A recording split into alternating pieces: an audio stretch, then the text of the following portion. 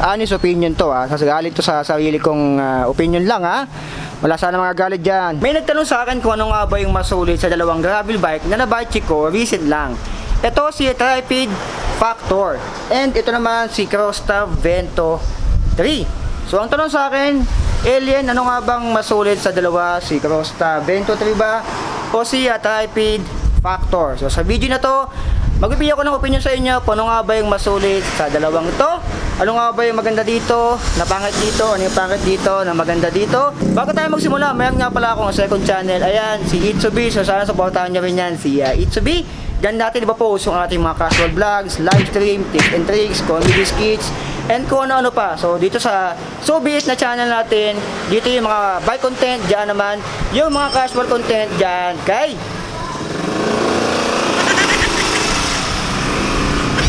yung mga casual content diyan naman kay Itsubi. So kita-kits tayo diyan sa channel ni Itsubi. Like, comment, share.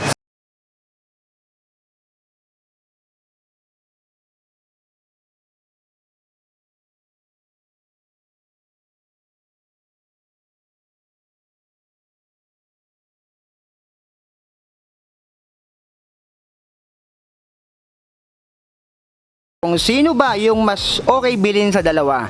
Si Tripid Factor ba? O si Crossta Vento 3? So simulan natin sa kanilang mga quick bike check. So yung frame nito ay Alloy 6061. Yung material, cable routing, naka full internal na to. Yung design o yung kanyang decals, ganyan lang siya. Yung mga tubular niya, pabilog. Tubular na, pabilog pa. Yung lagay ng ulam, meron sa down tube and kanyang seat tube. Head tube nito, yun nga lang ay hindi siya naka-tapered, naka-straight tube siya dito. Ayan, kaso wala din siyang logo. Ayan yung cable routing nito. Yung kanyang FD ay Shimano Sora, yung kanyang RD ay Shimano Sora din yan. Ito naman ay 52-42, yung kanyang crankset, square taper, and 170mm. Tripid na rin yung ginamit. Yung kanyang chain, ay ayan, hindi ko masyado makita yung kanyang brand. Dito naman sa sprocket niya, ito ay, excuse me po, sprocket ito ay 1, 2, 3, 4, 5, 6, 7, 8, 9. 9 speed, cassette type, 11, 28 teeth. Yung hubs naman ito ay DHQ, alloy pero ball bearing pa yan. Yun lang. Dito naman sa spokes niya, stainless steel, 4, 8, 12, 16, 20, 24, 28, 32. Double wall alloy yung rim. Yung gulong naman ay Kenda 700 by 40C. Ayan. Malapad-lapad yung kanyang gulong. Ito yung 40C. Ayan. So kung magtatanong kayo kung pwedeng lagyan ng rim brake, pwede. And meron din dito ang brake line sa kanyang rim. Ayan, double wall alloy rim and meron siyang brake line dito. Nasa inyo kung gagawin nyo yung rim brake, pero ngayon kasi naka-disc brake siya, 160mm rotors and naka-post mount, naka-quick release na rin. Seat post naman ay 27.2 alloy na, naka-quick release, stock pedals, meron tong ball bearing. Ito naman kanyang saddle. Ay, merong cooling system ng itlog nyo dito, may butas. And malambot na rin, Tripid yung ginamit dyan. Yung kanyang fork, alloy na to, and the Tripid din. Yung decals niya, almost same lang din sa kanyang frame. Wheel set sa unahan, same lang din sa likod. Yung hubs nito ay alloy na, pero ball bearing pa, 160mm rotors, naka 6 bolts and quick release na rin sa likod. Double wall alloy rim, 700 by 40C. Yung Tripid naman na stem, ito ay alloy na rin and 90mm clamping, 31.8. Itong Neko na headset, ball bearing pa, 420mm na tubular na drop bar, and kanyang STI or brake and shifter ay Shimano Sora. So ito ay STI na Shimano Sora, FD and kanyang RD. Dito naman tayo kay Crossta Vento. Itong si Vento ay alloy 6061 din yung ginamit. Yung frame nito ay tingin ko naman square type. Ito kasi tubular. Ito naman parang may pagka-square ng konti. Crossta dito. Napakasimple lang ng decals niya. May Vento dito. Dito naman yung Crossta sa top tube. Nandito yung number 3. Nandito yung warning na bawal ang tanga, mag-helmet ka kahit tulog ka para pagising mo, ride out ka na lang. Meron ding lagay ng beer sa taas. Ito meron din sa kanyang down tube and the seat tube. Ayan, nandito rin yung warning. Head tube nito ay tapered na rin. Bago ko makalimutan, yung effective top tube nito ay 56 cm yan, yung kanyang effective top tube. Yung kanyang seat tube naman dyan ay 48. Ito namang si Vento, ang effective top tube niyan, nung sinukat ko ay 55 cm. Yung seat tube naman niyan ay size 14.9. Yung kanyang standover height naman dito ay 750 mm. Standover height naman ni Rapid Factor ay 740 mm. So tuloy na tayo dito kay Vento. Itong size niya, ayan, kita-kita nyo dyan, size 49. Tatlo yung kanyang pwedeng optional lalagayan ng inyong mga beer or ng mga ulam or ng mga bottle cage. Dito naman, yung FD ay nakasense sa Ignite. Ito ay naka-based on 5034 Halotech. May lago sa pumunta sa mundo nila Eugene, Solane, 170mm. Yung chain naman ito ay stock chain na mga nababay check natin. Yung FD, sense sa Ignite. Sprocket 11 na 28 teeth, parehas lang din doon kay Rapid Factor and cassette type na rin yan. Yung hubs naman ito ay wala siyang brand alloy pero sealed bearing na rin yan. So ngayon pa lang nilalaman nyo na kung sino talaga yung mas ano. Ayan, yung tunog, wala naman siya masyadong tunugan. Ito nga pala ay naka parehas na valve na rin. And spokes niya 4, 8, 12, 16, 20, 24, 28 yung ginamit na spokes, double wall alloy yung rim. Yung gulong, Chaoyang Gravel GP 700 by 40C din. Ayan, 700 by 40C yung ginamit dito. Sa likod naman, 140mm, mas maliit yung rotor nito. Naka 6 bolts din yan, quick release and naka post mount. Yung seat post naman nito ay mas mataba ng konti doon kasi si Rapid Factor 27.2. Ito naman mga 30.4. Medyo mas mataba ito ng konti doon. Yung kanyang upuan, Crosta. And malambot-lambot. Yung kanyang fork ay kakulay natin. Alloy na rin to.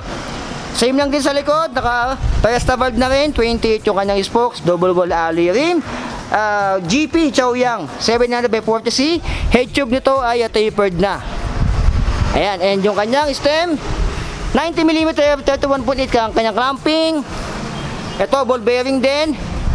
Itong kanyang drop bar naman ay parang may pagka flat. Ayan, flat yung drop bar, 420mm.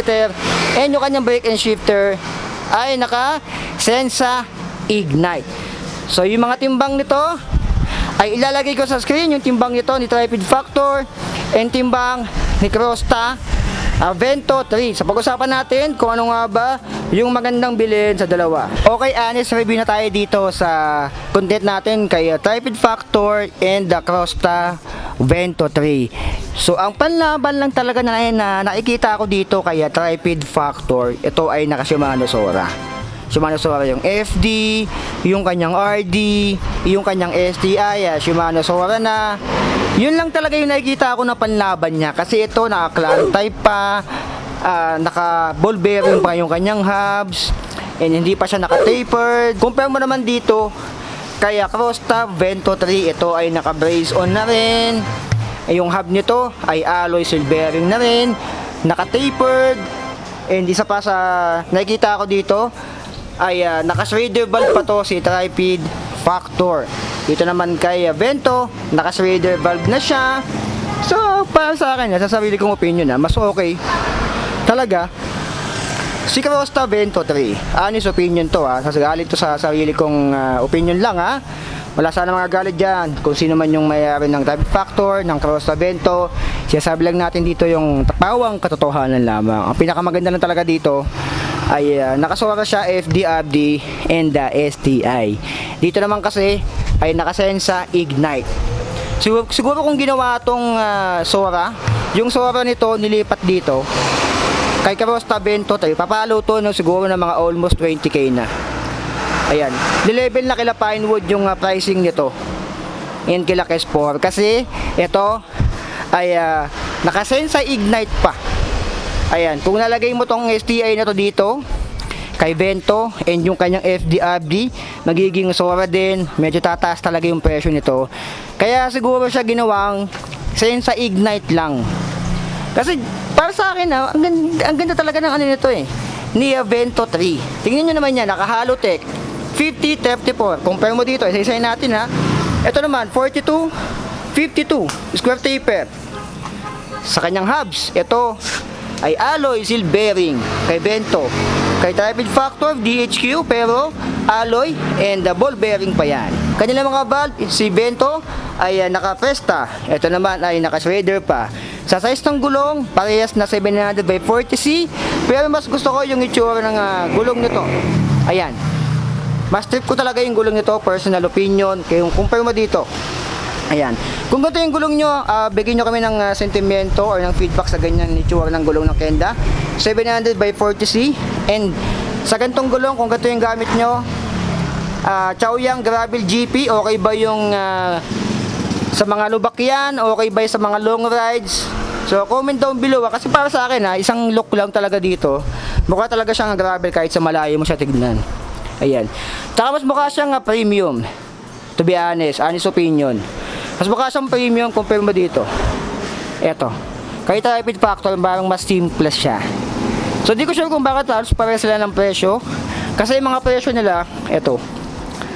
13,800 pesos yung cash payment. Tapos 14,800 yung card in MSRP. Eto, same na same lang din talaga. Kita nyo naman yan. Ayan. Eto, tatlo yung lagayan niya ng beer. Eto, dalawa lang. Eto, non-tapered. Ito naman na tapered.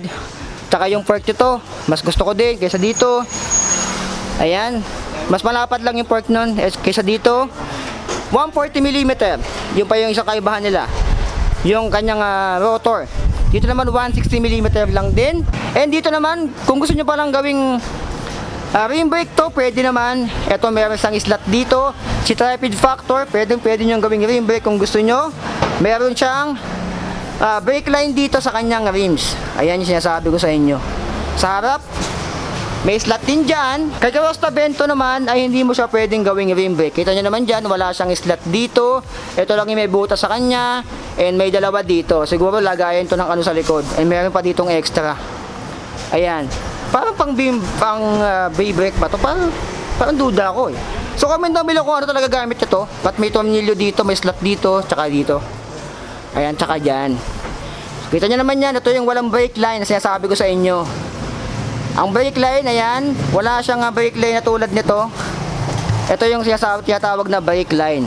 Ayan. Diyan dadaan yung mga brake pads ng rim, ng mga rim brakes nyo. Ayan, kaya may ganyan. Ito kasi tignan mo, wala. Mamumuti yan, literal. Mamumuti ito si Karosta Vento 3 kung i-rim brake nyo, pero hindi nga siya pwedeng i-rim brake kasi tignan nyo naman yan, wala siyang butas dito. Sa unahan lang siguro. So pareha 700 by 40C, naka Halotech, ito hindi. So para sa akin ang nanalo dito, tapos lang laban dito kay Karosta Vento 3. Yun lang talaga. Ang kinaganda lang talaga noon ay naka Sora, FDRD and STI. Tsaka isa pa nagustuhan ko dito, ito pa. Ayan. Yung kanyang flat bar dito. Ayan, habang nag-ride ka, pwede ka magpahinga ng nakaganon. Ayan. Ganon ka, pahinga ka dito, palm rest. Dito kasi kay Tripid Factor, tubular siya. Ayan, ganyan ang hawak mo dyan. So, di ka makakapag-palm rest masyado dito kasi pabilog siya. So, para sa akin sarili kong opinion lang to comment down below kung parehas tayo ng opinion. Mas okay talaga si Karosta Vento 3 sa looks, sa pyesa, Halotech, and sa paggamit siguro lamang talaga to. Compare mo dito talaga. So pasensya na Tripid Factor, pasensya na, huwag ka na magtampo. Dito talaga ako kasi honest opinion tayo dito Ayan. So kung meron kayong budget na 13,000 to 14,000 pesos, eto na talaga. Malayo pa lang, gravel na. Ito naman yan, itsura nyan. Ayan. Compare mo dito kay Tripid Factor. Mukha siyang Viper na road bike o yung gravel bike na road ng Viper. Ganyan yung itsura nun Anong masasabi nyo? Para ba tayo ng opinion? Pipiliin nyo rin ba si Karosta Vento 3 over dito kay Tri-Feed Factor na naka Shimano Sora. Mas gugustuhin nyo bang mag-Sensa Ignite na lang compare dito kay Shimano Sora?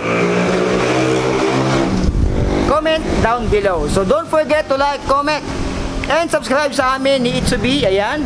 Diyan tayo mag-post ng ating mga casual vlogs, mga live streams, tips and tricks, mga comedy skits, and kung ano-ano pa. Siguro mag-prank din tayo, pero yung makabuluhan na prank din naman. Talaga nakakatawa. So abangan nyo yan mga alien yung content natin sa Itsubi. Ayan, mag-post tayo dyan soon. So dito lang yan, kay Budget Best Cavite, sa Patio Terona, yung kanilang address, na-post ko na sigurado. And yung kanilang Shopee. Yung link nitong mga to ay nandyan lang sa baba, sa comment section, sa video description. Kung gusto nyo bilhin to via Shopee or order, pwede naman. Home credit, pwede naman yan dito. Sa Budget Best Cavite, Golden State.